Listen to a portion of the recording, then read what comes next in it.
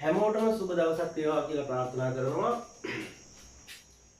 අද අපි කතා කරන්න යන්නේ විද්‍යුතය හා චුම්බක ක්ෂේත්‍රය එහෙම නැත්නම් විද්‍යුතය හා විද්‍යුත් චුම්බකත්වය කියන පාඩමේ අපේ තවත් එක්තරා රසවත් මාතෘකාවක්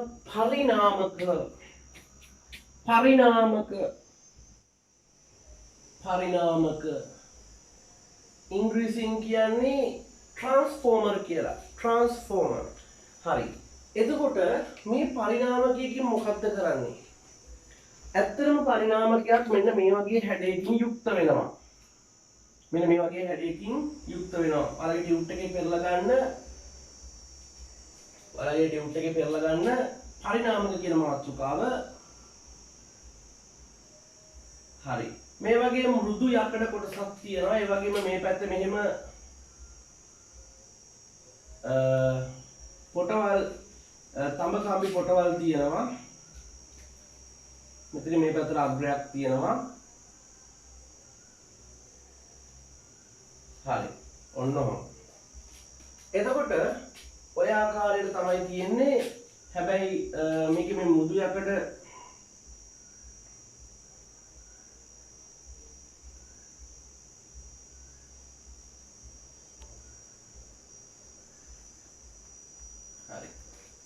ඔයාලට තේරෙනවා ඇති කොහොමද තියෙන්නේ කියලා. එතකොට මේ වගේ මෘදු යකඩ මෘදු ලෝහය වලින් හදපු මේ වගේ කොටසකින් මේ පැත්තේ තඹ කම්බිය තුමක් තියෙනවා, මෙහා පැත්තේ තඹ කම්බිය තුමක් තියෙනවා.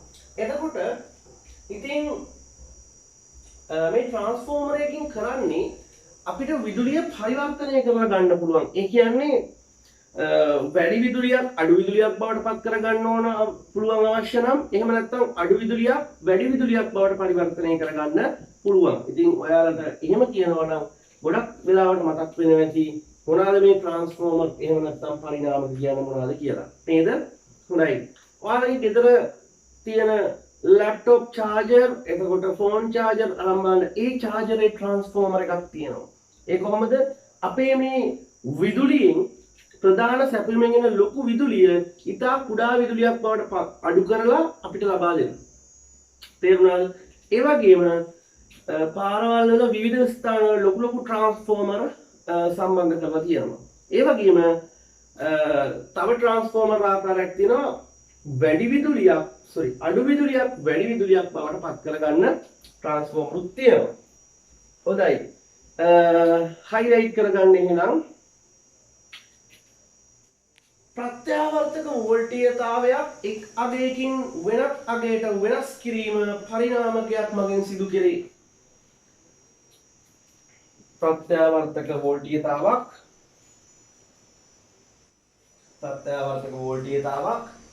එක් අගයකින් වෙනත් අගයකට වෙනස් කිරීම පරිණාමක මගින් මොකද වෙනවා කියන්නේ? සිද්ධ කරනවා. හොඳයි. එතකොට මේ ප්‍රත්‍යාවර්තක වෝල්ටීයතාවයක් කියන්නේ ක්‍රමයෙන් දිශාව මාරු වන විදුලියක්. ඉතින් අපේ ගෙවල් වලට එන්නේ ප්‍රත්‍යාවර්තක වෝල්ටීයතාවයක්. ඒ කියන්නේ ප්ලග් පොයින්ට් වල මේ ධනාග්‍ර මේ ඍණාග්‍ර කියලා අපිට හඳුනා ගන්න බැහැ. දෙකෙන්ම කරන්ට් එක යනවා මාරුවෙන් මාරුවට. ඉතින් ප්‍රත්‍යාවර්තක කියන්නේ ඒක. වියලි කෝෂ වලින් එන්නේ සරල ධාරා. හොඳයි. එතකොට මේ ට්‍රාන්ස්ෆෝමර් කොහෙද දකින්න තියෙන්නේ? හරි. බලන්න. ජව ඇසුරුම්, ඒ වගේම පරිගණකවල, රේඩියෝවල ඔය වගේ ගොඩක් විදුලි උපකරණවල තියෙනවා. හරි. හයිලයිට් කරගන්න ඒ තියෙන ස්ථාන.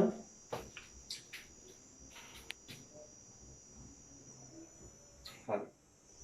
එතකොට මේ තියෙන සාමාන්‍ය ට්‍රාන්ස්ෆෝමර් එක ගෙදර පරණ චාර්ජරයක් දෙනවා කඩලා බලන්න පොඩි කැටයක් වගේ එකක් තියෙනවා.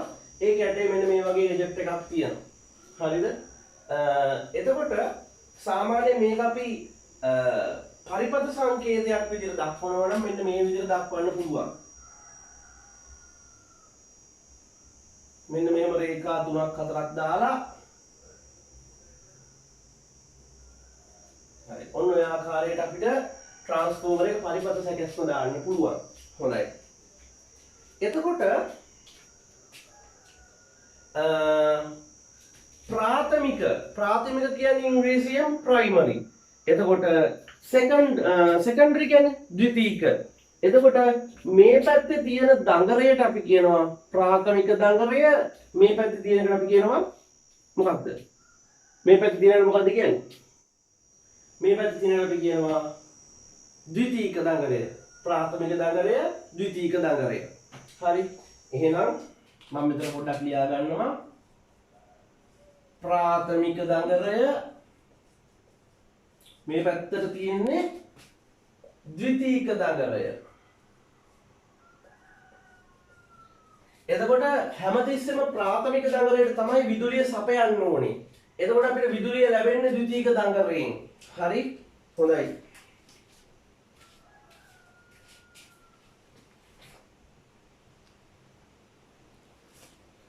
ඉතින් මොකක්ද මේ වෙනව ඇත්තේ? අත්තර මෙහෙමයි. සරලව දැනගන්න ටිකක් තදින් දැනගන්න අවශ්‍ය වෙන්නේ නැහැ. මෙන්න මේ දඟරයට විදුලිය සපයපුවාම මෙතන චුම්බක ක්ෂේත්‍රයක් ඇති වෙනවා. ඒ චුම්බක ක්ෂේත්‍රය හමුවේ මෙන්න මේ දඟරය අසල මොකක් වෙනවද? විද්‍යුත් ධාරාවක් ප්‍රේරණය වෙලා මෙතනින් ධාරාවක් නිකුත් වෙනවා. තේරුණාද? ඒ කියන්නේ මෙතන ඇත්තටම විද්‍යුත් ප්‍රේරණයක් සිද්ධ වෙනවා. ඒ කියන්නේ මෙතනට විදුලිය සපයපුවාම මෙතන චුම්බක ක්ෂේත්‍රයක් ඇති වෙලා ඒ චුම්බක ක්ෂේත්‍රය හමුවේ මේ දඟරය හරහා මොකද්ද? විදුලිය ඇති වෙනවා. උත්පාදනය වීමක් සිද්ධ වෙනවා. හොඳයි. ප්‍රාථමික දඟරය එතකොට ප්‍රයිමරි. ප්‍රාථමික නම් ප්‍රයිමරි, P ද්විතීක නම් සෙකන්ඩරි. එතකොට ප්‍රාථමික දඟරයේ තියෙන පොට ගණනට අපිට කියන්න පුළුවන් NP. NP පොට ගණන මොකක්ද? NP. ඒ වගේම ප්‍රාථමික දඟරයේ විභවාන්තරයට මට කියන්න පුළුවන් VP. VP. එතකොට ඔයාලට වගුවේ දීලා නැහැ ප්‍රාථමික දඟරයේ පොට ගණන NP, විද්‍යුත් ගාමක බලය හරි විභවාන්තරය VP. ඒ වගේම ප්‍රාථමික දඟරයේ ධාරාව IP. ඒක දාගන්න. ඒක දාගන්න.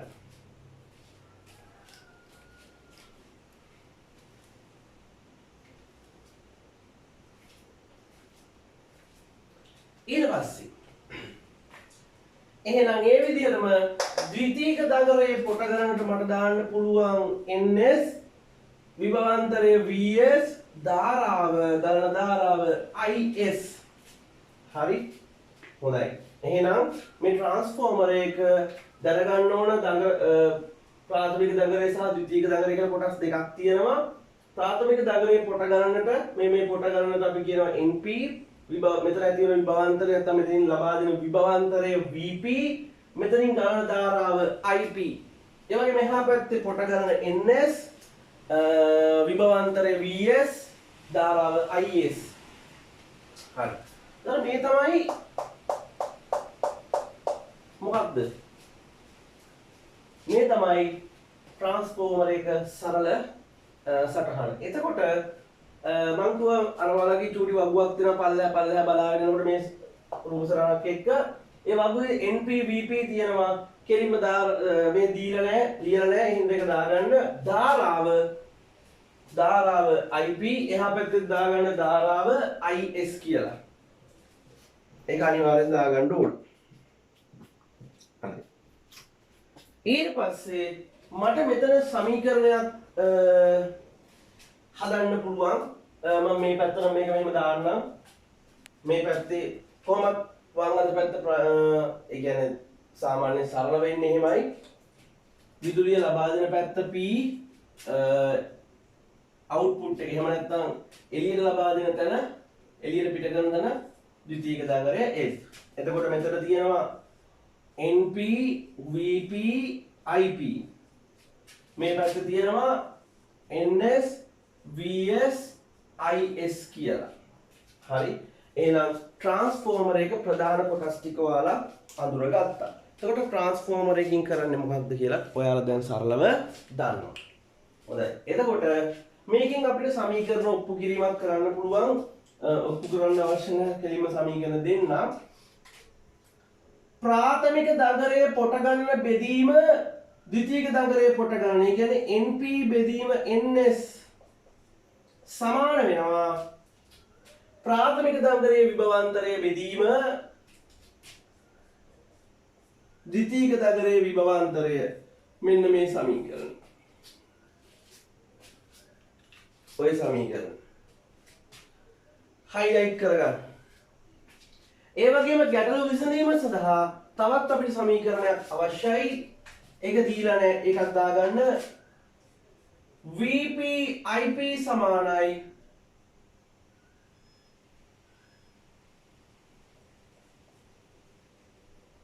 VS IS.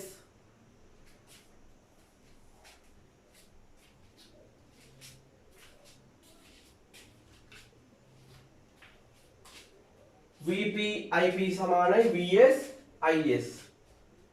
ඔන්න ඔය සමීකරණ දෙක මේක highlight කරගන්න මේක ලියා ගන්න. එතකොට පරිණාමක සම්බන්ධ ගැටලු විසඳීම සඳහා ওই සමීකරණ දෙක අනිවාර්යෙන් අවශ්‍යයි. හරිනේ. එතකොට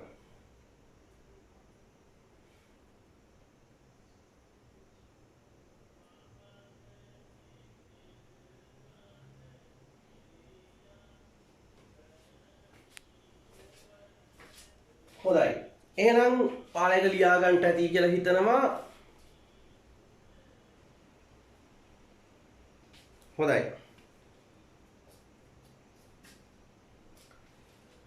ඊළඟට මම කතා කරනවා දැන් ට්‍රාන්ස්ෆෝමරයක් කියන එක ඔයාලා තියෙන සාමාන්‍ය බොහෝ විට විභාගෙට ට්‍රාන්ස්ෆෝමර් එක ගැටලුවක් එනවා. ඒ නිසා මේවා අතෑර ගන්න එපා. මේවා ලේසි.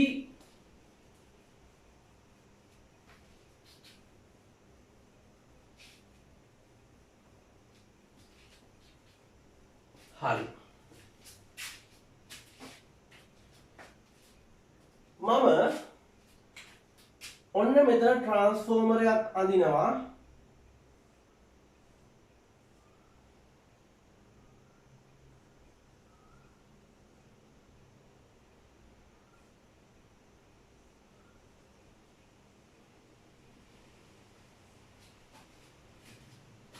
මේ පැත්තෙත් අඳිනවා ඒව එකක්.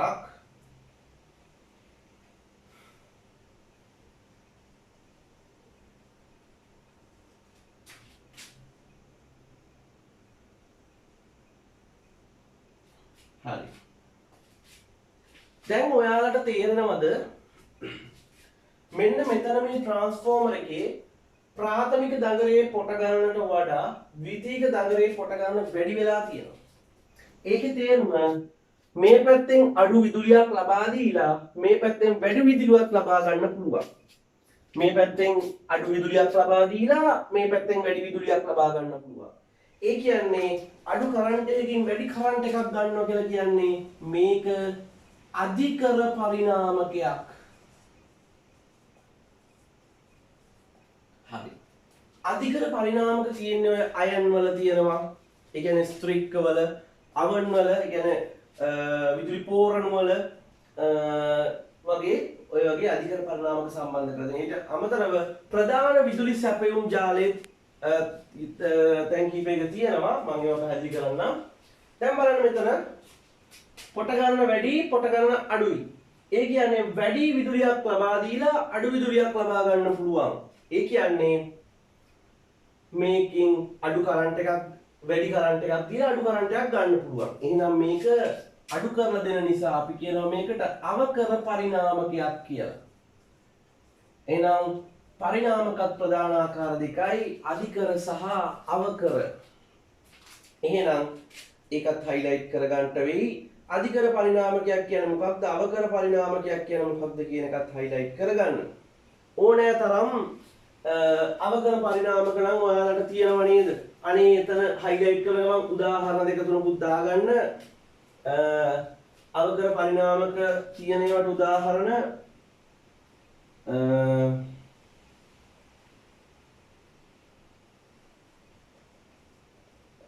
ආරෝපක කියන්නේ charger වලට ඒ කියන්නේ phone charger laptop charger ඔය වගේ දේවල්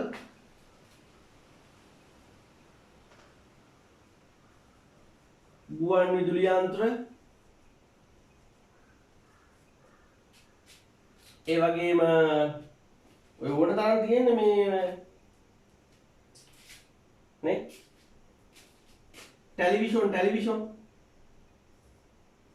රූපවාහිනී හරි රූපවාහිනී යන්ත්‍ර හරි ඒ කියන්නේ මෙන්න මේ කියන විදුලි උපකරණ වල ඔය කියන ට්‍රාන්ස්ෆෝමර් එක බලා ගන්න පුළුවන් අධිකර පරිණාමක තියෙන දැන් නම් ගොඩක් අඩුයි ඉතින් මෙතන දාගමු උදාහරණයක දාලා නැහැ විදුලි පෝරණු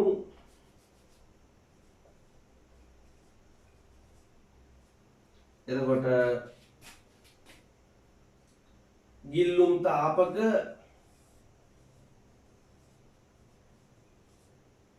වගේ දේවල් වල තියෙන්න පුළුවන් ගිල්ලුම් තාපක කියනකට වඩා තාපන දඟර තාපන පළක කියලා දාන්න තාපන පළක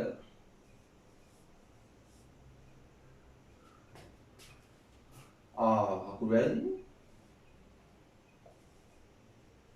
තාපන පළක හරි විදුලි පෝරණු තාපන පළක කියන හොට් ප්ලේට් විදුලියට සම්බන්ධ කරන පොඩි ලිප් වර්ග තියෙන්නේ ඒක හොට් ප්ලේට් එක කියලා කියන්නේ හොඳයි එහෙනම් ඒ උදාහරණ ටික දාගන්න එහෙනම් පරිණාමක වර්ග ටිකත් හරි ඊළඟට මේ පරිණාමක භාවිතා වන අවස්ථා අපි අවස්ථා බලන්න යන්නේ බලන්න ඔයාලගේ ටියුට් එකේ රූප සටහනක් ඇති ජාතික විදුලි බල ජාලය නේද අපිට විදුලිය උත්පාදනය කරන දින තැන ඉඳන් ගෙදරට එන තැන දක්වා පරිණාමක භාවිතා කරන විදිහ අපිට පෙන්වලා දීලා තියෙනවා අපිලට පෙන්වලා දීලා තියෙනවා නේද බලන්න මුලින්ම විදුලි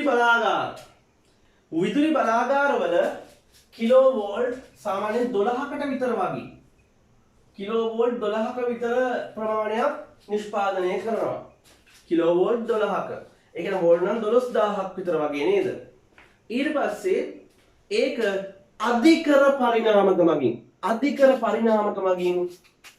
මම දැන් අධි කියලා දානවා අධිකර පරිණාමක මගින් අපිට හදලා දෙනවා කිලෝවෝල්ට් 220ක් විතර වගේ කිලෝවෝල්ට් 220යි කිලෝවෝල්ට් 12 කිලෝවෝල්ට් 220 දක්වා අධිකර පරිණාමක මගින් වැඩි කරනවා ඔන්න අධිකර පරිණාමකයක් පාවිච්චි කරන තැන තේරෙනවද එතකොට මේ විදුලි බලාගාර වලින් කෙලින්ම අධිකර පරිණාමක මගින් කිලෝවෝල්ට් 220ක් දක්වා වැඩි කරනවා මෙන්න මේ විදුලි යන රැහැන් වලට අපි කියනවා අධිධාරා රැහැන් කියලා. ඒ වගේම හරි පරිස්සම් වෙන්න ඕන. ඔය අධිධාරා රැහැන් එහෙම ඔයාලා දැකලා ඇති සාමාන්‍ය පාරවල් අයිනේ නෙමෙයි යන්නේ. ඔය වෙල් මැද්දෙන්, ගම් මැද්දෙන්, වැව් මැද්දෙන් එහෙම යන්නේ ලොකු කරන්ට් කම්බි ඒවා තමයි අධිධාරා රැහැන් කියලා කියන්නේ. හරි. ඊට පස්සේ ඒ වගේම සාමාන්‍ය ට්‍රාන්ස්ෆෝමර් වලට එහෙම නැත්නම් පරිණාමක වලට ලබා දෙනවා අවකර පරිණාමකයක්. එතකොට කිලෝවෝල්ට් 13 දක්වා ඒක පොඩ්ඩක් අඩු කරලා තමයි දෙන්නේ. තේරුණාද? හරි. ඒ කියන්නේ අවකර පරිණාමක මගින් අඩු කරලා දෙනවා. හරි. එතකොට මේ විදිහට අඩු කරලා දෙන ට්‍රාන්ස්ෆෝමර් තමයි එහෙම නැත්නම් පරිණාමක තමයි ඔය ගම් නියම් ගම් වල පාරවල් අයිනේ ලොකු පෙට්ටි වගේ තියෙන කොන්ක්‍රීට් කණු එහෙම නැත්නම් ලයිට් කණු වල සම්බන්ධ කරලා නේද? ලොකු ලයිට් කණු වලට මේ වගේ ලොකු පෙට්ටි වගේ ඒවා සම්බන්ධ කරලා තියෙනවා. ඒවට අපි කියනවා ට්‍රාන්ස්ෆෝමර් කියලා නැත්නම් පරිණාමක. හරි. එතකොට ඊට පස්සේ තවත් අවකර පරිණාමක මගින් මේක තව අඩු කරලා දෙනවා 230 වෝල්ට් දක්වා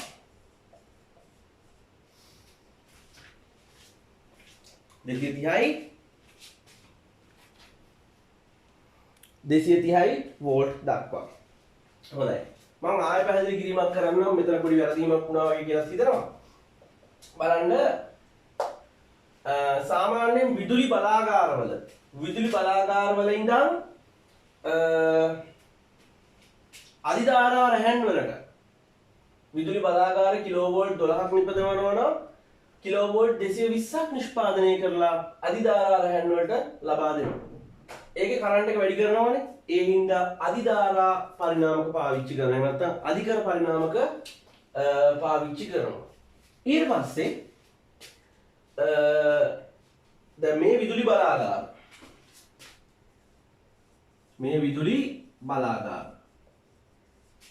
ඔය විදුලි බලාගාර. එතකොට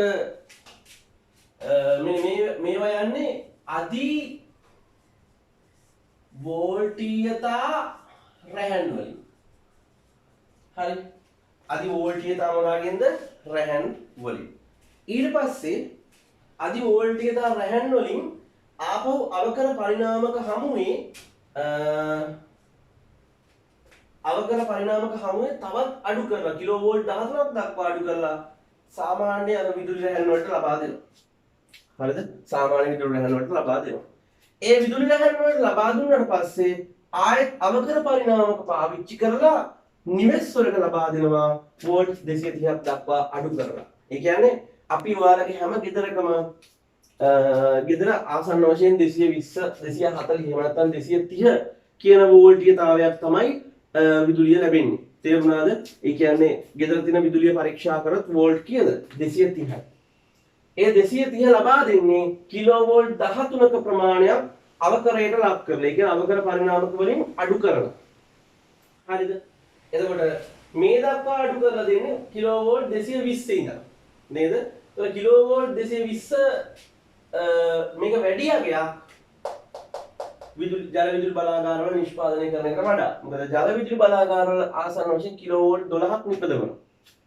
එතකොට ඒ කිලෝවෝල්ට් 12 කිලෝවෝල්ට් 220 දක්වා අධිකර පරිණාමක වලින් වැඩි කරලා ඊට පස්සේ කිලෝවෝල්ට් 220 නැවත අවකර පරිණාමක වලින් 13 කිලෝවෝල්ට් දක්වා අඩු කරලා නැවත ගෙවල් වලට දෙන්නේ කිලෝවෝල්ට් වෝල්ට් 230ක් කරලා. තේරුණාද? හොඳයි. එතකොට ඉලෙක්ට්‍රිසිටි ගැන ඉගෙන ගන්න ඕන. ඕක ගොඩාක් දුර ඉගෙන ගන්න ඕන. මේවා සරල කතාවක් උඩින් පල්ලෙන් වගේ තියෙන්නේ. හරි. ඉතින් මේ විදුලි බලාගාර වල නිෂ්පාදනය කරලා ඒක වැඩි කරලා ඊට පස්සේ අඩු කරලා ආයෙත් අඩු කරලා තමයි ගෙවල් වලට ලබා දෙන්නේ. හරි. එතකොට ඊට රූප සටහනේ යටින් තියෙනවා ජව ඇසුරුම් වල පරිගණක වල රේඩියෝ වල මොන පරිණාමකද? අවකර පරිණාමක පාවිච්චි කරනවා කියලා තියෙනවා. ඒ වගේම ශුද්ධ තරංග උදුන්, ඒ කියන්නේ මයික්‍රෝවේව් oven, ශුද්ධ තරංග උදුන් කියන්නේ මයික්‍රෝවේව් oven. ඒ වගේම X කිරණ නල වලට පාවිච්චි කරන්නේ අධිකර පරිණාමක. හරි. ඒක highlight කරන්න. රූප සටහනට යටින් තියෙන එක highlight කරගන්න. හොඳයි.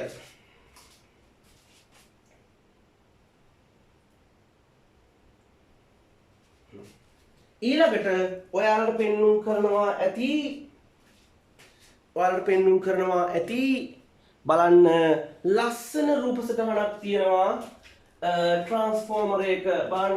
ඕකේ තරම විශාල වෙන්න පුළුවන්, කුඩා වෙන්න පුළුවන්. ඔය විවිධ ස්ථානවල ඔයාලා දැකලා ඇති නේ. පාර යනකොට එහෙම විවිධ ස්ථානවල පොඩි ඒවා තියෙනවා, ලොකු ඒවා තියෙනවා. ඔය තියෙන සැබෑ ට්‍රාන්ස්ෆෝමරයක් ලොකු එකක් පාරවල් වල තියෙන. ඉතින් අපේ ගෙවල් වල පුංචි ට්‍රාන්ස්ෆෝමරුත් තියෙනවා. පරිණාමකක් තියෙනවා. ඔය චාර්ජර් වල වගේම. හරි. මම ඔයාලට කිව්වා වගේ ඔයාලා පරණ චාර්ජරයක් හොයාගෙන ඒක පොඩ්ඩක් කඩලා බලන්න. ඇතුලේ තියෙන පොඩි කොයිල් කැටයක් වගේ එකක්, පොඩි ට්‍රාන්ස්ෆෝමර් එකක් තියෙනවා. චුට්ටක් ඒක ගලවලා බලන්න. හරි. විශේෂයෙන්ම ගෙදර ළමයි එහෙම අනිවාර්යෙන් බලන්න ඕන. මොකද ඔයාලා දන්නේ නැහැ ගොඩක් අය. හොඳයි. දැන් ඔයාලට පෙන්වුම් කරන බලන්න ඔයාලගේ ටියුට් එකේ ඔයාලට පෙන්වුම් කරන ඔය ට්‍රාන්ස්ෆෝමරේ පින්තූරේ ඇත්තටම ඕක ගොඩක් රත් වෙනවා. ඉතින් ඕකේ රත් වෙලා හානියක් පිපිරීමක් වෙන එක වළක්වන්න ඕක අතරට තෙල් ස්තරයක් දාලා තියෙනවා. මොනා කරගන්නද? ඒකේ තියෙන තාපය අවශෝෂණය කරගන්න ඒක රත් වීම නිසා හානියට පත් වෙන එක මොනවා කරගන්නද? අවම කරන්න. මොකද ට්‍රාන්ස්ෆෝමරයක් රත් වෙනවා. එතකොට ගෙවල් වල තියෙන පුංචි පුංචි මේවා නම් අවුලක් නැහැ. ඒනොට පාරවල් වල තියෙන ලොකු ට්‍රාන්ස්ෆෝමර් වල ලොකු තාපයක් නිකුත් වෙනවා. ඒ නිකුත් වෙන එක ඔය ඇතුලේ දාලා තියෙන තෙල් එක විසින් උරා ගන්න. එතකොට ට්‍රාන්ස්ෆෝමර් එක හානියක් සිද්ධ වෙන්නේ නැහැ. එහෙම තෙල් වර්ගයක් තිබ්බේ නැත්නම් ඔක රත් වෙලා උනලා පිපිරීමට ලක් වෙන්න පුළුවන්. හයිලයිට් කරන්න ඒ රූපසරහනට උඩින් තියෙන වාක්‍යය. අධි වෝල්ටීයතා පරිණාමකවල දඟර හොඳින් පිරිපහදු කළ තෙල් වලින් වට කර තබනු ලැබී එසේ කරනුයේ තෙල් ඉතා හොඳින් පරිවර්ණකාරීත්ව කරන බැවි. ඉතා ඉහළ උෂ්ණත්වයේදී පවා මෙම තෙල් ස්ථායි. හරි. එතකොට තාපය නිසා වෙන්න පුළුවන් හානිය අවම කරන්න තමයි තෙල් ස්තරයක් යොදන්නේ. තෙල් ස්තරයක් යොදන්නේ. හරිය? හොඳයි.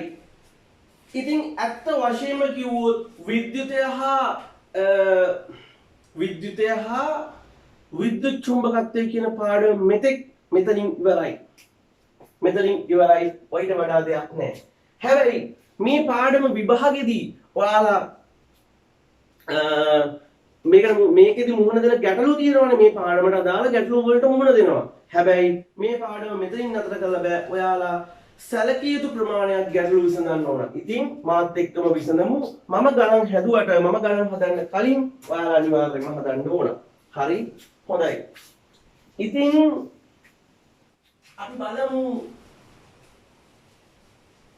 අපි බලමු උදාහරණ ගානක් දීලා ඇති. අපි උදාහරණ ගාන හදමු. උදාහරණ ගාන. ශරි උදාහරණ ගාන හදන්න යන්න.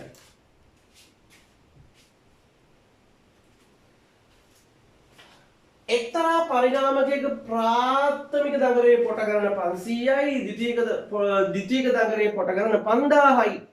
එතකොට ප්‍රාථමික දඟරයට දීලා තියෙන විභවාන්තරය වෝල්ට් 12යි. හරි රෝමි ලක්ෂණ දෙකක් අහලා තියෙනවා.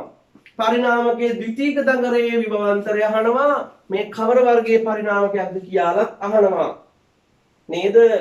හොඳයි. එහෙනම් පරිණාමකයක් අඳින්න ඕන. පෙන්න මගේ පරිණාමකය ට්‍රාන්ස්ෆෝමරය ගාන කියන විදිහට ප්‍රාථමික දඟරේ පොට 500යි ද්විතීයික දඟරේ පොට 5000යි. මේ වගේ අඩු පොට ප්‍රමාණයක් මේකේ දාලා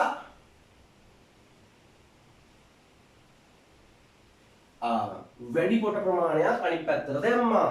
එහෙනම් මම මේක ඇඳපු ගමන් මම මෙතන දානවා NP නැත්නම් ඒකට යටින් අපි දාමු මේ ප්‍රාථමික දඟරය මේ ද්විතීයික දඟරය. එහෙනම් NP VP IP මේ පැත්තේ NS VS IS. ශරි හොඳයි. දීලා තියෙන දත්ත ටික දාගමු. ප්‍රාථමික දඟරේ පොට 500යි ලුනේ. එහෙනම් 500 දානවා. ද්විතීයික දඟරේ පොට 5000යි. එහෙනම් 5000ක් දැම්මා. ප්‍රාථමික දඟරේ විභවාන්තරය දීලා තියෙනවා වෝල්ට් 12යි. හරි. අපෙන් අහන්නේ මෙන්න මෙයාව ධාරාවෙන කිසි දෙයක් දීලා නැහැ. ධාරාවෙන අහන්නේ නැති හින්දා ඒක ඕනේ නේ. හොඳයි. එහෙනම් රෝමි ලක්ෂණ නම්බර් 1 මම දානවා එහෙනම් සූත්‍රය NP සමානයි NS බෙදීම NP බෙදීම NS සමානයි VP බෙදීම VS අගයන් දාමු NP 500යි NS 5000යි VP 12යි අනේ VS තමයි අහන්නේ. අපි සුළු කරමු බිංදු දෙකට බිංදු දෙකක් කැපෙනවා. ඔහොමම දෙපැත්තේ භාග සංඛ්‍යා දෙකක් තියෙන දේ දෙන්නගේ පරස්පරය ගමු. උඩ යට මාරු වෙනවා. 50 උඩට යනවා 5 පහළට එනවා. VS උඩට යනවා 12 පහළට එනවා. හරි. 5ට 5 එකයි 50ට 5 කීයද 10යි. මේ බෙදීම 12 මෙහෙට එනකොට ಗುಣ කිරීමේ 12ක් වෙනවා. ඊට 10ත් එක්ක ಗುಣ වෙනවා. එහෙනම් 120යි වෝල්ට්. රෝමිලක්කන් එක හරි. එහෙනම් ද්විතීයික දගරෙන් ඇති කරන්නා වූ විභවාන්තරයේ වෝල්ට් 120යි. වෝල්ට් 12ක් මේ පැත්තට දීලා මේ පැත්තේ වෝල්ට් 120ක් ගන්නවා. රෝමිලක්කන් numbers 2 මේ ඇවිල්ලා මොන කර පරිණාමකයක්ද? පොට 500යි පොට 5000යි. එහෙනම් අධිකර පරිණාමකයක්. අධිකර පරිණාමකයකි. ශරිනේද අධිකර පරිණාමකයක්. වැඩේ ගොඩ. හොඳයි. ඔන්න එහෙනම් සිද්ධාන්තමය වශයෙන් අපි මේ පාඩම ඉවර කරා. මේක පාඩම් දෙකක් වගේ පාඩම ඉවර කරා. එහෙම නේද? හොඳයි. එහෙනම් අපි මේක හොඳට ප්‍රැක්ටිස් කරන්න ඕන නිසා අපි විද්‍යුත් චුම්බකත්වයේ අභ්‍යාස ටිකක් කරලා බලමු.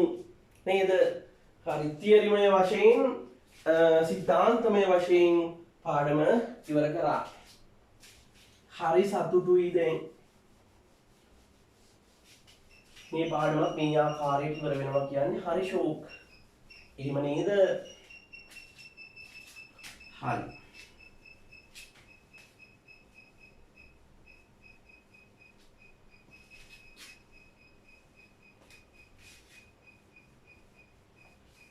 එහෙනම් අපි පිළිවෙලට ගණන් ටික හදමුනේ. පළවෙනි එක දැන් අර මුලින්දම වගේ වෙන්න තියෙන්නේ ෆ්ලෙමින්ගේ වමත් නීතිය ප්‍රයෝජනයටගෙන පහත කම්බි දගරවලට සිදුවන ක්‍රියාවලිය ලියා දක්වන්න. ඒ කියන්නේ ෆ්ලෙමින්ගේ වමත් නීතියෙන් කියන්නේ චමින්ද චූ දාන්න කියලානේ කියන්නේ. මෙන්න මෙහෙම ඇඟිලි පහ ඇඟිලි තුන ලම්බකව තියා ගන්නවා මහපට ඇඟිල්ලෙන් නේ චමින්ද චූ දාන්න. මහපට ඇඟිල්ලෙන් චලනය දබර ඇඟිල්ලෙන් ධාරාව දැන් දබර ඇඟිල්ලෙන් චුම්බක ක්ෂේත්‍රය මැද ඇඟිල්ලෙන් ධාරාවේ දිශාව. එතකොට ඒකෙන් සාමාන්‍යයෙන් කියන්නේ විදුලිය ලබා දුන්නාම චලනය වීමක් ගැනනේ. චුම්බක ක්ෂේත්‍රයක් තුළ පවතින සන්නායකයකට ධාරාවක් ලබා දුන්නාම ඒකේ චලනය චුම්බක ක්ෂේත්‍රයක පවතින විදුලිය ගෙන යන සන්නායකයක් මත ඇතිවන බලය හෝ චලනය ගැන තමයි අපි කතා කරන්නේ. එහෙනම් විදුලිය ලබා දීලා තියෙනවා. එතකොට ඔය මෝටරේ කැරකෙන දිශාව තමයි අපෙන් අහන්නේ. එහෙම නේද? හොඳයි. අනේ ඉතින් මෙහෙමයි. මේක මට ඇඳලා පෙන්නන්න හරි අමාරුයිනේ. ඉතින් ඔයාලා මෙහෙම තමයි කරන්න ඕනේ. හරි. රෝමිලක්කන් එක A B C D කියලා මෙහෙම දානවා. එතකොට බලන්න ඔයාලට දීලා තියෙන මෝටර වලින් ඔයාලා තෝරගන්න කැමති අර්ධයක් කඩිරෙන් වම් පැත්ත හෝ දකුණු පැත්ත. හරි? කඩිරෙන් වම් පැත්ත හෝ මොන පැත්තද? දකුණු පැත්ත. මම හැමතිස්සෙම දකුණු පැත්ත තෝරගන්නවා. එතකොට දකුණු පැත්ත හැබැයි චුම්බක ක්ෂේත්‍රය නම් NS කියන එක දෙකම සලකන්න ඕන. හරි. එහෙනම් පළවෙනි එකට ෆ්ලෙමින්ගේ වමත් නීතිය දාමු. ඉස්සෙල්ලාම චුම්බක ක්ෂේත්‍රයේ දිශාව N ඉඳන් S. එහෙනම් මෙන්න චුම්බක ක්ෂේත්‍රයේ දිශාව මේ පැත්තට. මේ N මේ S. දැන් මම හිතන්නේ ඔයාලා ඉස්සරහා තමයි ওই පින්තූරේ තියනවා කියලා හිතලා තමයි මම මේ දැන් ගාන හදන්නේ. ඔයාලත් එහෙම කරන්න ඕනේ. ඔන්න මෙහි N මෙහි S. ওই පැත්තට මම ওই දකුණු පැත්තට තියෙන කෑල්ල විතරයි සලකන්නේ. මෙතන මම අඳින්නම් නැත්නම් එහෙම වල විකාරයක් වෙනවානේ. ඔය කියන විදිහට ගත්තොත්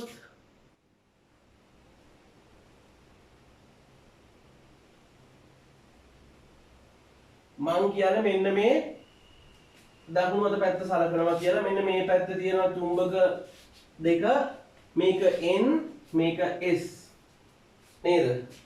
නෑ මාරු වෙනවා. මෙයා S මෙයා ඇවිල්ලා N. හොඳයි. මේකේ හැටියට විදුලිය සපයලා තියෙනවා මේ පැත්ත ධන මේ පැත්ත ඍණ. එතකොට අනිවාර්යයෙන්ම ධනාග්‍රය හරහා තමයි ධාරාව ගලන්නේ කියලා මෙන්න මේ දිශාවට. මම ඊතරේ දාලා තියෙන දිශාව හරි නේද? හරි. මම තෝරගන්නේ මෙන්න මේ කොටස. මම දකුණු කොටස තමයි තෝරගන්නේ. ඔන්න N ඉඳන් S. n ඉඳන් s ඔන්න ඇඟිල්ලේ පැත්තට දැම්මා. ධාරාව උඩට එහෙනම් චලනය වෙන්නේ ওই පැත්තට. ඒ කියන්නේ මෙයා ඉස්සරහට එනවා. ඒ කියන්නේ මෙයා පස්සට යනවා. ඒ කියන්නේ මෙන්න මෙහෙම කරකින්නේ මෙහෙම. මේ පැත්තට කරකින්නේ. වාමාවර්ත දිශාව. මොන දිශාවද? වාමාවර්ත දිශාව. එතකොට ඔයාලා රූපසටහනේ සිම්පල් එකට දාන්න මෙන්න මෙහෙම. මෙන්න මේ දිශාව දැම්මම හරි. මෙහෙම කරකින්න. හරිනේ? හරි. ඊළඟට සිම්පල් B. ධන ඍණ වෙනස් වෙලා නැහැ. ධන ඍණ වෙනස් වෙලා නැහැ. වෙනස් වෙලා තියෙන්නේ චුම්බක ක්ෂේත්‍රයේ දිශාව විතරයි. n s වෙලා තියෙනවා අනිත් හරිය. මම ඒකේ තෝරගන්නෙත් අර දකුණු පැත්තේ කැලේ විතරයි. හරි. චුම්බක ක්ෂේත්‍රයේ ක්‍රියාත්මක වෙන්නේ n ඉඳන් s ට. ඒ කියන්නේ ඔන්න. ධාරාව උඩට මෙන්න ඇඟිල්ල උඩට. මගේ මහපට ඇඟිල්ල ඇතුළට යන්නේ. ඒ කියන්නේ මේ පැත්ත පහළට යනවා. එහෙනම් මේ පැත්ත ඉහළට එනවා. එහෙනම් දිශාව දක්ෂිනාවර්ත දිශාව. දක්ෂිනාවර්ත දිශාව. මේ පැත්තට දක්ෂිනාවර්ත, මේ පැත්තට දක්ෂිනාවර්ත, මේ පැත්තට වාමාවර්ත. හරිනේ? ඊළඟට C වල චුම්බක ක්ෂේත්‍රෙත් මාරු වෙලා තියෙනවා. ns එක මාරු වෙලා තියෙනවා. ns එක මාරු වෙලා තියෙනවා කියලා කියන්නේ ධන ඍණත් මාරු වෙලා තියෙනවා. මෙයා ධන, මෙයා ඍණ.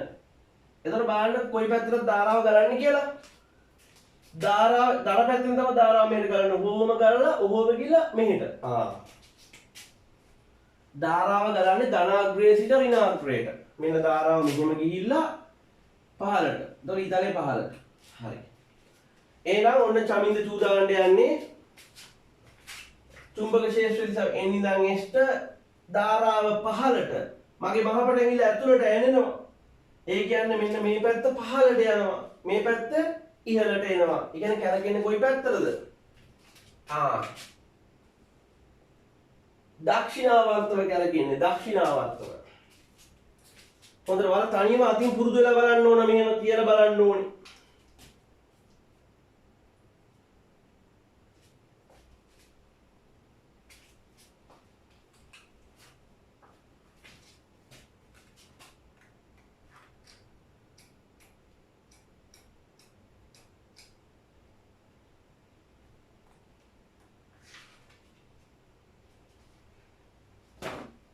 හරි නේද? හොඳයි. ඊළඟට D part එක ධන ඍණ මාරු වෙලා නැහැ. ns මාරු වෙලා තියෙනවා. හරි බලමු. චමින්ද චූදාගන්න යන්නේ.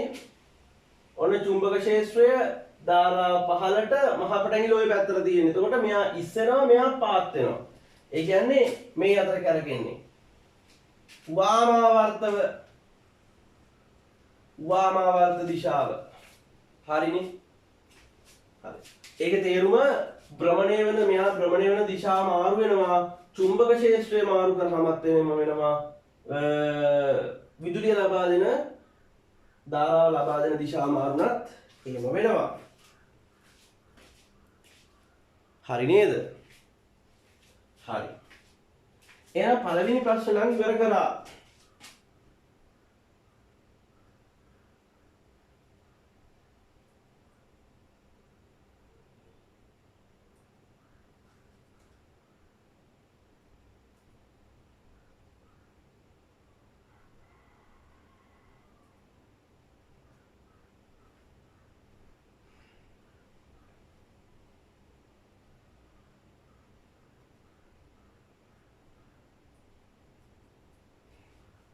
හරි. Question number 2. මේවා කරදර වෙන්නේ මේ රූප සටහන් අඳින්න ගියාම තමයි.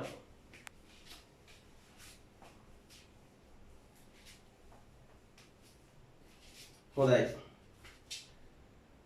අපේ රූප සටහනේ කියන විදිහට නම් බලන්න පහත දක්වා ඇත්තේ සරල ධාරා මෝටරයක ප්‍රධාන කොටස් පිහිටීමයි. සරල ධාරා මෝටරයක් තියෙන්නේ. විදුලිය ලබා දුන්නාම මෝටරේ කැරකෙනවා. හොඳයි. එහෙනම් මෙම රූපයේ P හා Q මගින් දක්වා ඇත්තේ කුමක්ද කියලා අහනවා. P හා Q හොඳට බලන්න. P හා Q කියලා කියන්නේ brush. මොනවාද මේ brush කියලා කියන්නේ? ඇතිල්ලු. ඇතිලි.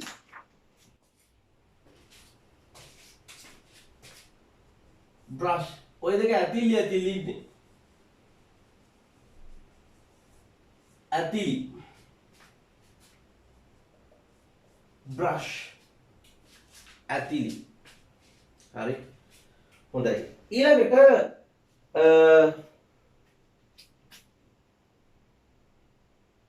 අපි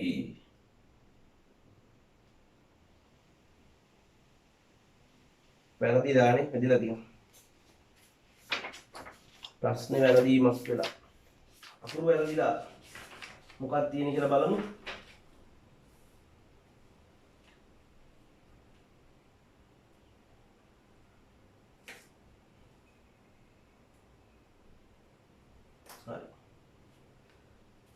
එතන හදාගන්න රෝමිලකන් දෙක සහ ලෙස ඇත්තේ කුමක්දයි ලියා දක්වන්න. සහ නෙමෙයි xy x හා y ලෙස ඇත්තේ කුමක්දයි පැහැදිලි කරන්නලු. x හා y කෝ x හා y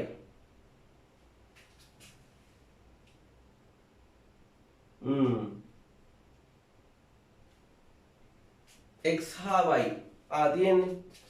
මෙහෙම ලොකු වලල්ලක් දෙකට පැලිලානේ තියෙන්නේ. භාග දෙකක් නෙමෙයිම තියෙන්නේ. ඔය ඕවට කියනවා මොනවාද? පැලිවලලු.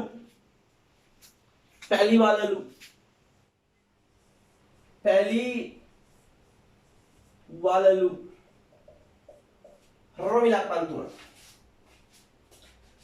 ස්විච්චය සංවෘත කළ විට ධාරාව ගලන දිශාව දී ඇති අක්ෂර ඇසුරෙන් අනේ ස්විච් එක දාපුවම බලන්න ධනාග්‍රේ කොයි පැත්තේ තියෙන්නේ? ධනාග්‍රේ දකුණු පැත්තේ. එතකොට අනිවාර්යයෙන්ම දකුණු පැත්තෙන් ඕම ධාරාව ගලලා බලන්න AB දිශාවට A සිට B දක්වා. AB දිශාව කියපුවාම A සිට B දක්වා කියන්නේ A ඉඳන් B ට විතරක් නෙමෙයි AB දිශාව දාපුවම ඇති. හරි. ඒ කියන්නේ ධාරාව පටන් ගන්නවා E වල ඉඳන් ඔහොම ගිහිල්ලා A පැත්තෙන් ගිහිල්ලා B පැත්තෙන් ගිහිල්ලා C පැත්තෙන් ගිහිල්ලා D පැත්තෙන් තමයි ඊට මතුවෙන්නේ. තේරුණාද?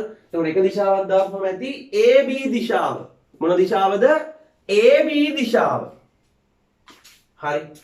ඒ කියන්නේ අර වියලි කෝෂයේ ලොකු ඉර ධන චූටි ඉර ඍණ. එතකොට ලොකු ඉර ධන කියලා එතන දාගන්න චූටි ඉර ඍණ කියලා දාගන්න. එතකොට ධන පැත්තේ ඉඳන් තමයි ධාරාව ගලන්නේ. ගලාගෙන ගිහිල්ලා A ඉඳන් B A සිට B දක්වා ගමන් කරනවා. හරි. රෝමිලක්කන් 4. ස්විචය සංවෘත කළ විට මෝටරේ කරකැවීම සිදුවන දිශාව අනේ හරි ලේසියිනේ. දාන්න ෆ්ලෙමින්ගේ වමත් නීතිය චමින්ද චූදාමු. හරි. උතුරේ ඉඳන් දකුණට දැන් ඔයාලා තුඹසරණ ඉඳන් ඔහොම බලද්දි උතුරේ ඉඳන් දකුණට චුම්බක ක්ෂේත්‍රය ඔන්න. ධාරාව එහෙට. එතකොට චලනය කොහෙටද? පහළට.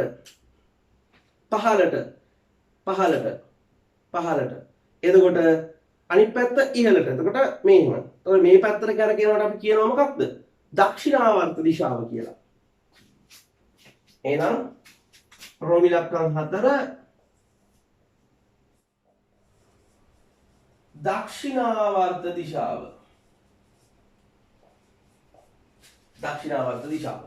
පහ.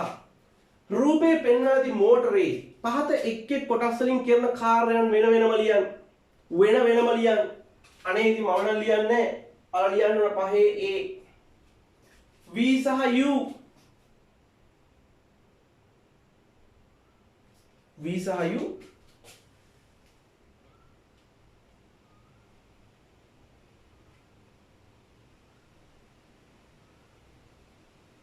මට V සහ U කියන එකක් ඒකේ පෙන්නුම් කරන්නේ.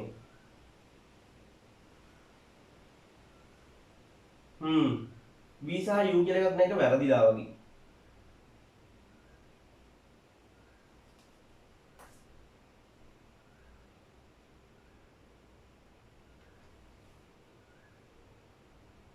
මට නම් හම්බුන්නේ V සහ U කියලා එකක් ඒක අයින් කරගන්න. ඊළඟට E කියන්නේ බැටරියනේ. ඒකෙන් වෙන කාර්යයන් මොනවද? මෝටරයට විදුලිය ලබා දීම. ඒ අයින් කළා. B වල දාගන්න මෝටරයට විදුලිය ලබා දීම. ඊළඟට C P හා Q වලින් කරන්නේ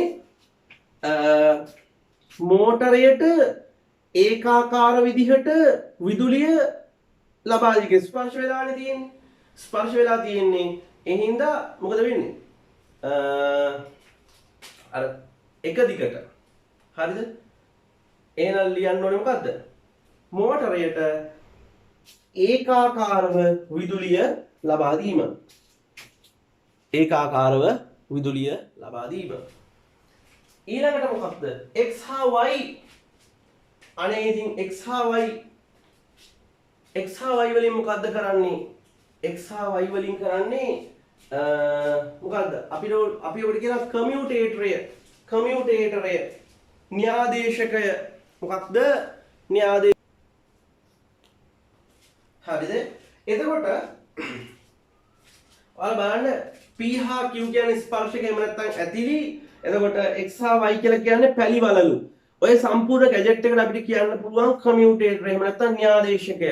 හොඳයි. දැන් ඔතන පැලිවලලු වලින් පැලිවලලු. ඔය පැලිවලලු දෙක අර දඟරයත් එක්ක මෝටරේ ආමේචරෙත් එක්ක ගෙඩියත් එක්කම මොකද වෙන්නේ? කැරකෙනවා. තේරුණාද? එතකොට මේ පැලිවලලු වලින් කරන්නේ ආමේචරය බාහිර පරිපථයට මොනා කිරීමද? සම්බන්ධ කිරීම. මොනා කිරීමද? බාහිර පරිපථයට සම්බන්ධ කිරීම. හොඳයි. ඊළඟට පස්වෙනි එක හරි. හයවෙනි ප්‍රශ්නය. පහත එක් වෙනස්කම් සිදු කළහොත් මෝටරේ ක්‍රියාකාරීත්වය ඇතිවන වෙනස්කම් ලියන්නලු. බැටරි වල අග්‍ර ප්‍රතිවිරුද්ධ කිරීම. අනේ බැටරි වල අග්‍ර ප්‍රතිවිරුද්ධ කරොත් මෝටරේ කරකැවෙන දිශාව මාරු වෙනවා. ඒ කියන්නේ වාමාවර්ත දිශාවට කරකැවෙනවා. මෝටරේ කරකැවෙන දිශාව මාරු වීම කියලා දැම්මනම් හරි. B හරිම ලේසි. චුම්බක ප්‍රබලතාව වැඩි කරොත් දෙපැත්තේ තියෙන චුම්බක වල ප්‍රබලතාවය වැඩි කරොත් කරකැවෙන වේගය වැඩි වෙනවා. එහෙනම් භ්‍රමණ වේගය වැඩි වීම. හරි නේද? හොඳයි. එහෙනම් අපි මේ ප්‍රශ්නේ ඉවර කරා දෙවෙනි ප්‍රශ්නේත්. ඊළඟට අපි යමු තුන්වෙනි ප්‍රශ්නයට. තුන්වෙනි ප්‍රශ්නේ අහන්නේ ෆ්ලෙමින්ගේ දකුණත් නීතිය පාවිච්චි කරන්න වගේ තියෙන්නේ. කල්පනා කරලා බලලා අපි හදමු නේද? හොඳයි. අමාරු දෙයක් නෑ. පහත එක් අවස්ථාවලදී සන්නායකය තුලින් ප්‍රේරිත ධාරා ගලා යන දිශාව ෆ්ලෙමින්ගේ දකුණත් නීතිය අසුරෙන් සොයාගෙන සලකුණු කරන්නලු. හොඳයි. මම මෙහෙම ඉද්දී ඔයාලට එහෙම කියන ඔයාලා අනිවාර්යයෙන්ම දකුණට පාවිච්චි කරලා ෆ්ලෙමින්ගේ දකුණත් නීතිය දාලා බලන්න කොයි දිශාවටද ධාරාව ගලන්නේ කියන එක. නේද? හරි. ෆ්ලෙමින්ගේ දකුණත් නීතියෙන් කියන්නේ මොකක්ද? එකක් චමින්ද චූදාන තමයි. චුම්බක ක්ෂේත්‍රයක් තුල ධාරාව චලනය සිද්ධ වෙනකොට ධාරාවක් ගලනවා. චුම්බක ක්ෂේත්‍රයක් තුල සන්නායකයක චලනයක් සිද්ධ වුණොත් ඒ සන්නායකය තුලින් මොකක් ගලනවද? ධාරාවක් ගලනවා. ධාරාවක් ගලනවා. එතකොට බලන්න ෆ්ලෙමින්ගේ දකුණත් නීතිය දාන විදිය හොඳට බලන්න. හරි. ඒකත් මම අදින්න වෙයි වගේ. පළවෙනි එක මම අදින්නම්. මෙහෙම අදින්නම්කෝ. තුන්වෙනි ප්‍රශ්නය.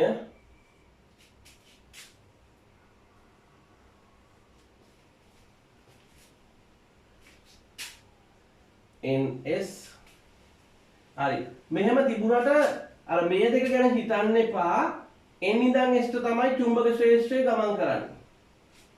හරි. එතකොට AB කියලා මෙහෙම සන්නායකයක් තියෙනවා. AB කියලා මොකක්ද තියෙන්නේ? සන්නායකයක් තියෙනවා. එතකොට චලනය සිද්ධ වෙන්නේ පහළට. චලනය කොහෙද සිද්ධ වෙන්නේ? පහළට. එතකොට ධාරාව A සිට B ටද B සිට A ටද කියලා අහන්න. හරි. හොඳයි. දකුණු අත N ඉඳන් S ට ඔන්න චුම්බක ක්ෂේත්‍රයේ n ඉඳන් s ට චලනය පහළටනේ. චලනය කොහෙටද? පහළට. චුම්බක ක්ෂේත්‍රය මෙහෙට, චලනය පහළට. එතකොට මට තේරෙනවා ධාරාව කොහෙටද? හොඳට කල්පනා කරලා බලන්න. දැන් මේ වලගාව පෑනක් තියෙනවා, පෑන මෙහෙම තියාගන්න. පෑන මෙහෙම තියාගත්තාම චලනය පහළටනේ. චුම්බක ක්ෂේත්‍රය මෙහෙට. ඔන්න චුම්බක ක්ෂේත්‍රය මෙහෙට, චලනය පහළට. නේ? එතකොට ධාරාව කොහෙටද? මේ පැත්තට මේ පැත්තට. ඒ කියන්නේ A සිට B දක්වා. ඔයාලා හොඳට චෙක් කරලා බලන්න. A සිට B දක්වා. එහෙනම් ප්‍රෝමිලක්කම් 1 A සිට B දක්වා කියලා දැම්මනම් හරි. ප්‍රෝමිලක්කම් 2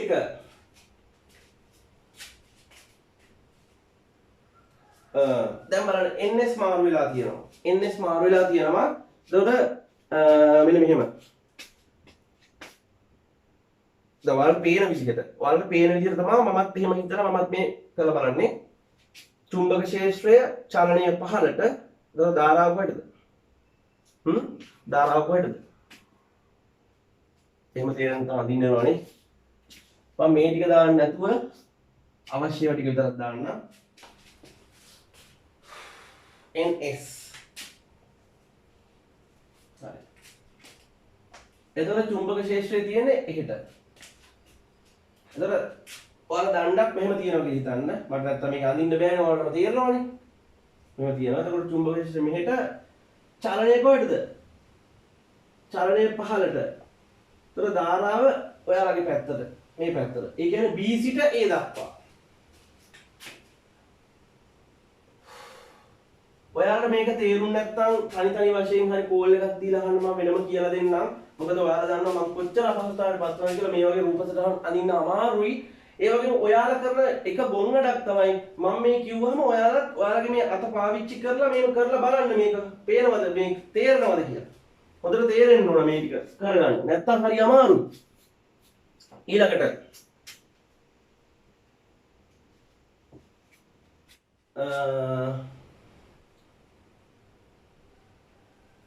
ඊළඟට SN ආය මාරු වෙනවානේ. SN මම හිතන්නේ චලනය වෙන්නේ උඩට. චලනය වෙන්නේ උඩට. චලනය වෙන්නේ කොහෙටද? උඩට. n ඉඳන් s ට දැන් දණ්ඩ මෙහෙම තියෙනවා කියලා හිතන්න, සන්නායකේ මෙහෙම කොහොම තියෙනවා කියලා හිතන්න. n ඉඳන් s ට චුම්බක ක්ෂේත්‍රය චලනය ඉහළට. එහෙනම් ධාරාව ඔයාලගේ පැත්තට. ඒ කියන්නේ B සිට A. B සිට A දක්වා. හොඳට බලන්න මේක තේරෙන්න ඕනේ මාරෙම. B සිට A. ඊළඟට රෝමිලක්කම් 4 මං හිතන්නේ ඕකම තමයි.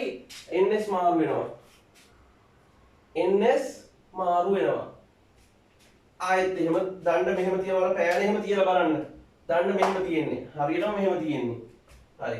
n ඉඳන් s ටනේ. එහෙනම් චුම්බක ක්ෂේත්‍රය මෙහෙට, චලනය ඉහළට, ධාරාව මෙහෙට ඇතුළට. ඒ කියන්නේ A සිට B දක්වා. A සිට B. හරි. පළවෙනි හතර නම් හරි.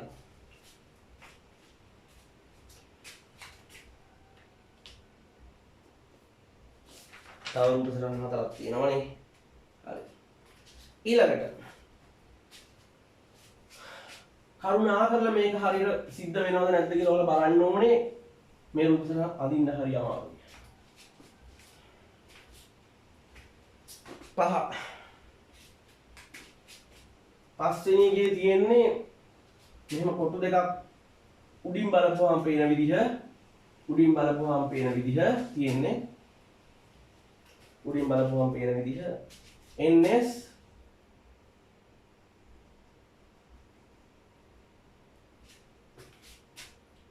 හරි. චලනය ඉහළට.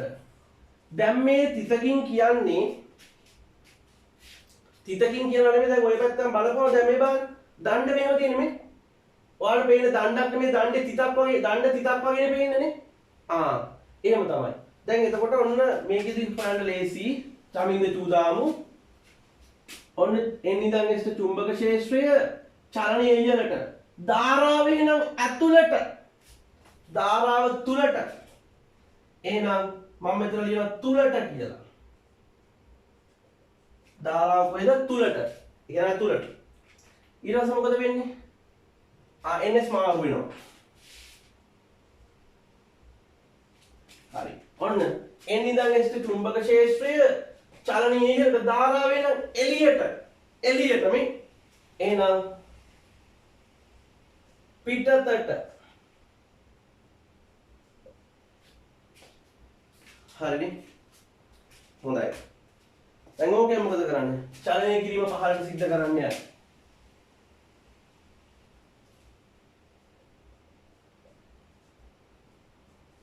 හරි ns මාරු කරමු මේ තිතක් වගේ තියෙන සන්නායක දණ්ඩ හරි චලනය පහළටනේ ඔව් හරි n ඉඳන් s චුම්බක ක්ෂේත්‍රය චලනය කොහෙද පහළට ධාරාව ඔයාලගේ පැත්තට ඒ කියන්නේ පිටතට ඊළඟට ns මාරු කරමු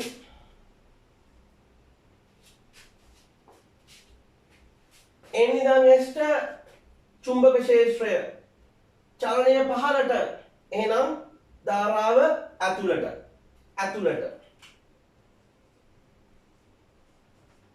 හරි එහෙනම් අපි තුන්වෙනි රචනා ප්‍රශ්නෙත් අපි ඉවර කරා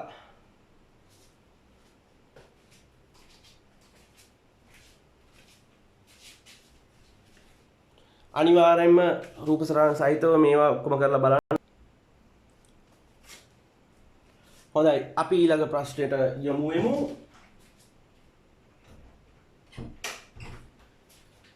හතරවෙනි එක question number 4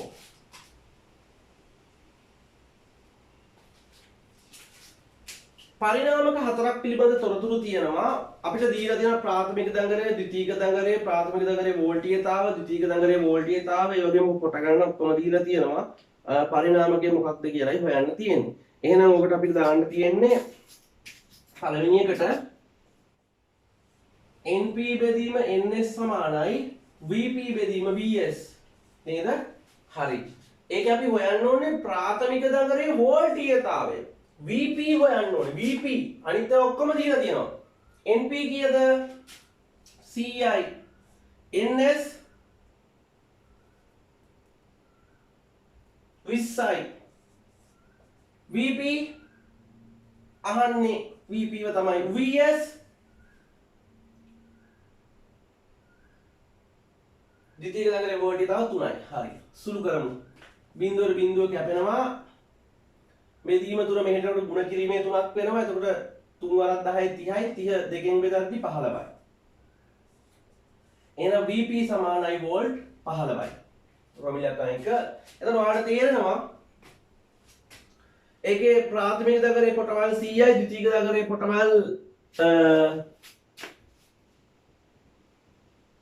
20යි එතකොට ප්‍රාථමික 100යි ද්විතීයික 20යි ඒ කියන්නේ අවකර පරිණාමකයක්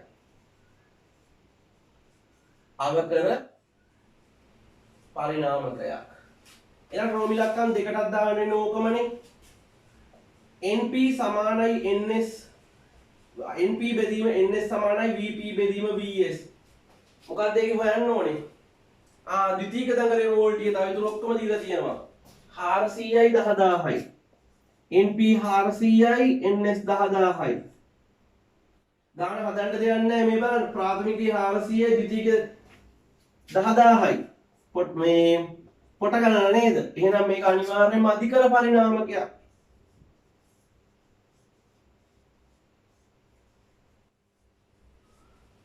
හරි vp කීයද ප්‍රාථමික දඟලයේ වෝල්ටීයතාවයේ වෝල්ට් 10යි vs හොයමු බිංදු දෙකට බිංදු දෙකක් කපමු උඩයට මාරු කරමු 100 බෙදීම 4 සමානයි vs බෙදීම 10යි මේ බෙදීම 10 මෙහෙට ගුණ කිරීමේ 10ක් වෙනවා එතකොට 10යි 14න් බෙදුවොත් 250යි වෝල්ට් එහෙනම් ද්විතීයික දඟලයේ වෝල්ටීයතාවය 250යි එහෙනම් රෝමිලක් අන් 3 np සමානයි ns np බෙදීම ns සමානයි vp බෙදීම vs np කීයද බුදුන් මේ NP ව තමයි අහන්නේ.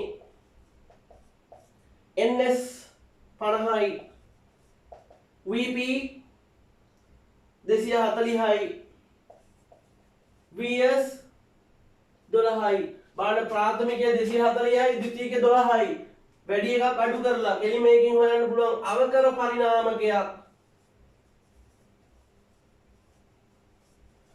පරිණාමකයක් කියලා දැන් මේක සුළු කරමු 12ට 12 එකයි 24ට 12 2යි තොර 20යිනේ 50 මේ බෙදීම 50 මෙහෙට යනකොට ಗುಣ කිරීමේ 50ක් වෙනවා. තොර NP සමානයි 1000ක් වෙනවා. කොටවල් 1000ක් වෙනවා. 50 20ෙන් වැඩි කරද්දි 1000ක් වෙනවා. සුළු කරලා බලන්න.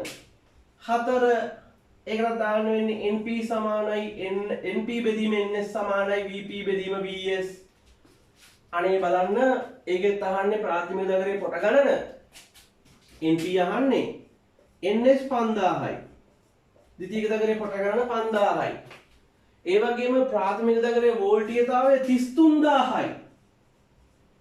ද්විතීයික නගරේ වෝල්ටීයතාව 11000යි.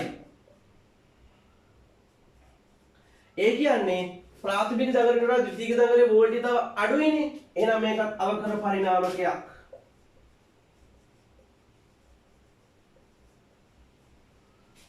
හරි. බිංදු 3කට බිංදු 3ක් කැපුව හැකි 11ට 11 එකයි 33ට 11වත් 3යි මේ බෙදීම 5000 හෙට යනකොට ගුණ කිරීමේ 5000ක් වෙලා කෙලිම 15000ක් වෙනවා 15000ක් හැදෙනවා හරි නේද හරි හොඳයි අපි දැන් හතරවෙනි රචනා ප්‍රශ්නෙත් ඉවර කරා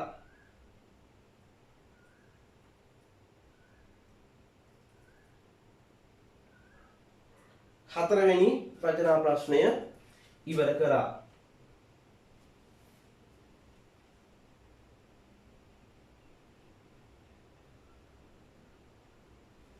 හොඳයි.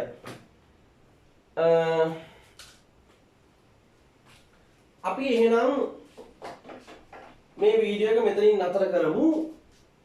ඔයාලා ඒකේ 5 වෙනි ගාන 6 වෙනි ගාන 7 වෙනි ගාන තනියම හදලා ඊට එහා පැත්තේ ඊට පස්සේ අභ්‍යාස පෙළක් තියෙන මේ පෙළක් හදන්න අපි ඊළඟ වීඩියෝ එකේදී මේ ටිකක් ඉවර කරලා අර ටිකත් හිමින් ඉවර කරගෙන යමු ටිකක් දැන් වීඩියෝ රෙකෝඩින් එක කරන තනියම රෙකෝඩ් කරන්න තියෙන්නේ කවුරුත් නැහැ ඒ හින්දා කවුරුත් නැහැ කියලා කියන්නේ ළමයෙක්වත් නැහැනේ කිසිම අර නේ ඉතින් මේ විදිහට මේ රෙකෝඩින් එක ඔයාලා බලලා නෝට් එක සම්පූර්ණ කරගන්න මොන හරි නොදන්න දෙයක් තිබුත් බය නැතුව කෝල් එකක් දීලා අහන්න හොඳයි අපි එහෙනම් ඊළඟ දවසේදී හමු වෙමු එතෙක් ඔබ සියලු දෙනාටම ආයුබෝවන්